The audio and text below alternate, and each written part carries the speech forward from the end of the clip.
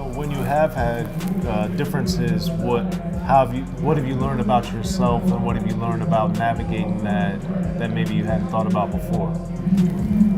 I learned that I could be a little stubborn sometimes.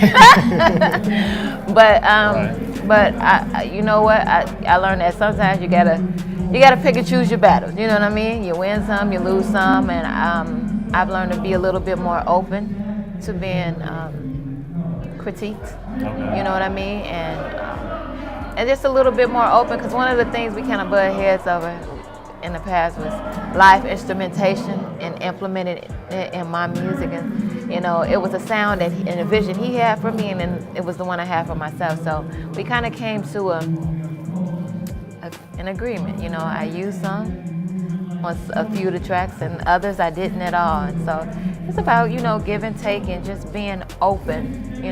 So what did you want or not want with the live instrumentation?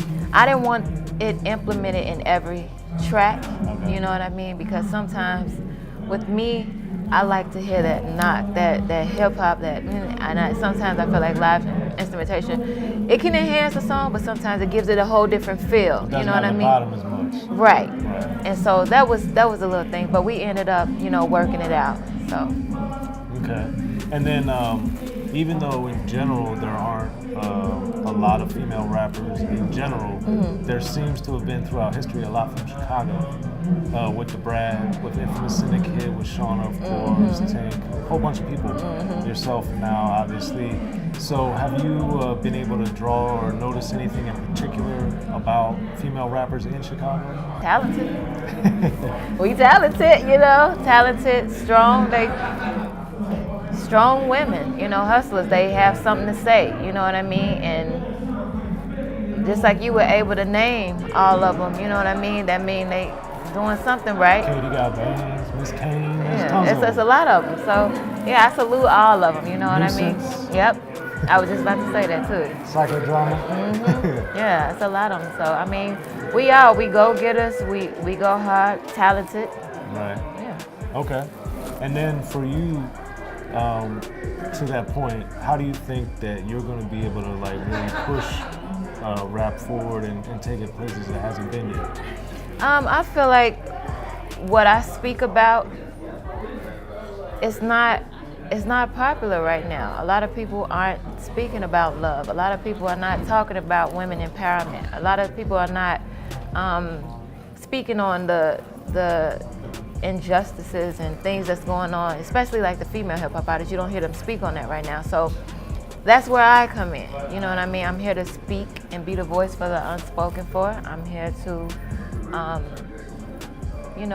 do it, but in an entertaining way. You know what I mean? And just be something fresh and something new, and bring attention back to music with substance. You know what I'm saying? So yeah.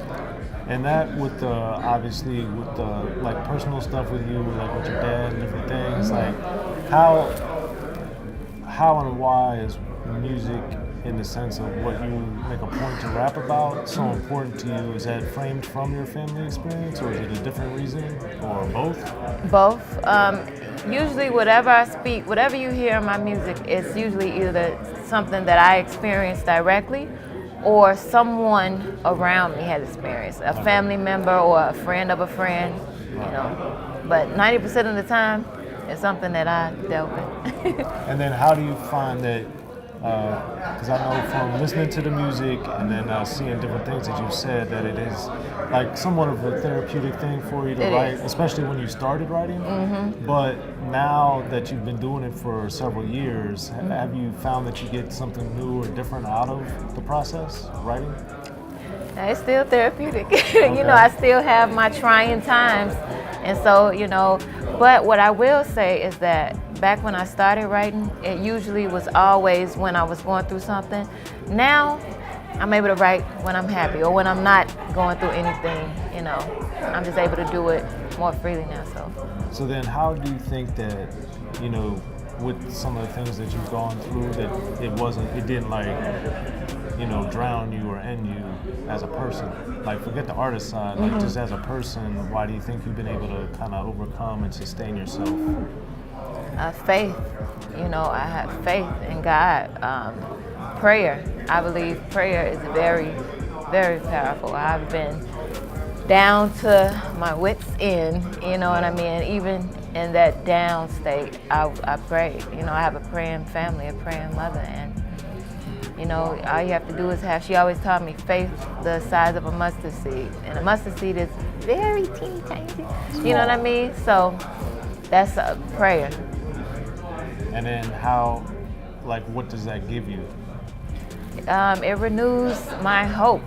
You know what I mean? It uplifts me. It reminds me that anything, like the fact that we're sitting here, me and you, we've survived our worst days. Those days when we didn't think we was gonna make it, look, we made it. You know what I'm saying? And so it just, like I said, it renews my hope, and it let me know that it's nothing that I'm going through that another human hasn't already gone through, and God knows. You know what I mean? So That's why you're here for a reason. I'm here for a reason.